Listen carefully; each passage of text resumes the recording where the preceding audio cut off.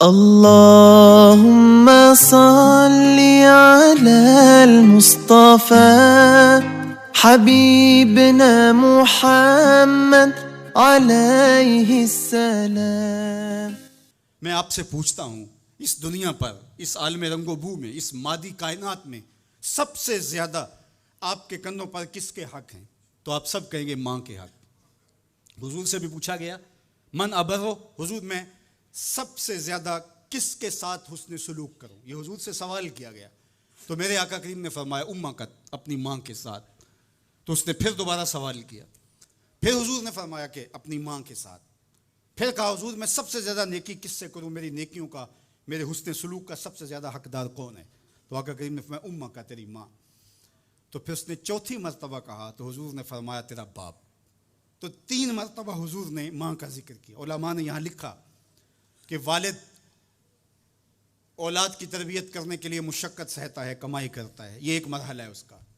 माँ 9 माह तक उसको अपने पेट में रखती है, एक मरहला ये। फिर विलादत का दूसरा मरहला, जच्चा बच्चा दोनों के लिए मौत व हयात की कशमकश है। और तीसरा मरहला उसकी तरबियत का, जिसका बाप शामिल होता है। तो माँ के 3 हक बयान किए और बाप का एक हक बयान किया। मुझे बताओ, वो माँ और वो बाप जो औलाद को अपनी आंखों का तारा और नूरे नज़र कहती है, क्या उसके हक सारी ज़िंदगी भी कोई लगा रहे तो अदा कर सकता है?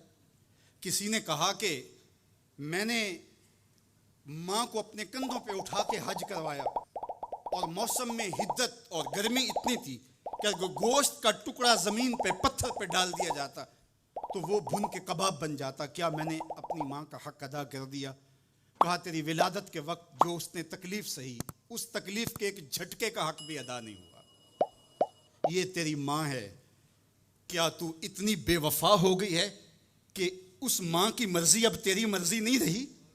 वो बाप जिसकी हड्डियां भी दर्द कर रही हैं और वो मजदूरों वाले अड्डे पे बैठा है, और जब कोई मजदूर लेने आता है तो इससे सही तरह से उठा भी नहीं जाता, फिर भी कली वाला डब्बा उठा के आगे बढ़ता है और मजदूर लेने वाले शख्स के साथ लिपट के चिमट के कहता है कि बाबू मुझे ले जाओ, 10 रुपये कम दे देना, मैंने अपनी बेटी की कॉलेज की फीस देनी है। वो बाप जिसकी हड्डियां दुख रही हैं और जाके दीवार पर कली कर रहा है, उसकी कमाई से कॉलेज में पढ़ने वाली बेटी को एक खातून एक सजे हुए दफ्तर में बिठाती है और कहते तू पिदर शाही निज़ाम के खिलाफ बगावत कर, तेरा जिस्म तो तेरी मर्जी होनी चाहिए, बाप होता कौन है? वो बेटी उसके मुंह पे थप्पड़ मारे, वो कली करके मेरा पेट पालता रहा और मेरी फीसें अदा करता रहा, मैं तो अपने बदन और अपनी जिंदगी की एक एक सांस भी अपने बाप के नाम कर दूं, हक फिर भी अदा नहीं हो सकता है। मेरा बाप मेरी तालीम का जामिन है, मेरी जिंदगी का जामिन है, मेरी इज्जत और आबरू का पहरेदार है। अल्लाह अकबर। मुआशरा बदल गया, हालात के तेवर तब्दील हो गए, बगावतें भर गईं, वफाओं ने दम तोड़ दिया। मगरब की तहजीब सवाए तकल्लुफ की और कुछ नहीं है, और चेहरा जो रोशन न हो तो क्या हाजत गुलगुना फरोश, नई तहजीब तकल्लुफ के सिवा कुछ भी नहीं है। ये मगरबी तहजीब की यलगार ने मर्द आवाराओ, बेकारो, जन कमारबाश, क्या मुआशरा तख्लीक किया जा रहा है।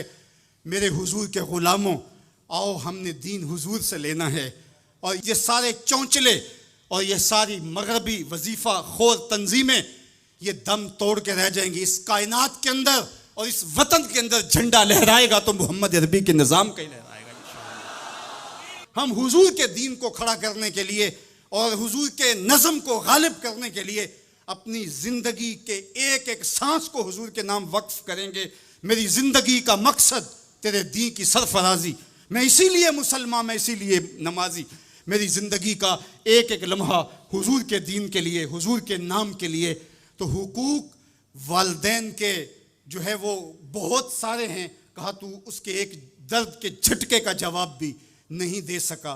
माँ औलाद से जो मोहब्बत करती है और जो माँ के हक हैं वो इतने ज़्यादा हैं कि किसी पैमाने में उसको तोला ना जा सके। मैं कहा करता हूँ समंदर की पाताल तक तो कोई पहुँच गया होगा, लेकिन माँ के प्यार का किनारा आज तक किसी ने नहीं पाया। ये सड़कों के किनारों पर बड़े बड़े हैवी तराजू नस्ब कर दिए गए हैं, पूरा कंटेनर तोल लिया जाता है, लेकिन आज तक ऐसा तराजू मैंने नहीं देखा जिस पर माँ के प्यार को भी तोला जा सके। माँ जब बोलती है तो उसके लहजे में जिब्रील बोलता है। माँ जब मुस्कुराती है तो लगता है जन्नत की सारी कलियां खिल उठी हैं। अल्लाह ने माँ के सीने में वो दर्द, वो दरक, वो मोहब्बत, वो चाहत, वो प्यार का जहां आबाद कर दिया कि सैयद खुर्शीद गिलानी ने कहा था कि ऊंचे होटलों में खाना खाने में वो सरूर कहाँ जो चूल्हे पर बैठ के माँ के हाथों से पकी हुई चपातियाँ खाने में मिलता है।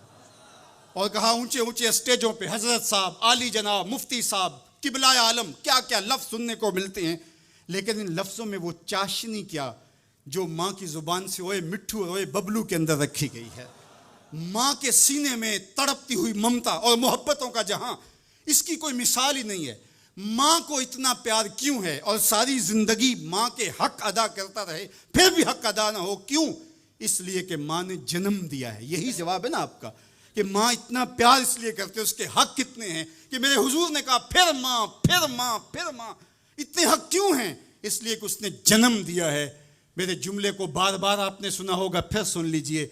जिसने जन्म दिया है उसको इतना प्यार है और उसके इतने हक हैं, तो जिसने खलक किया है उसको कितना प्यार होगा और उसके कितने हक होंगे।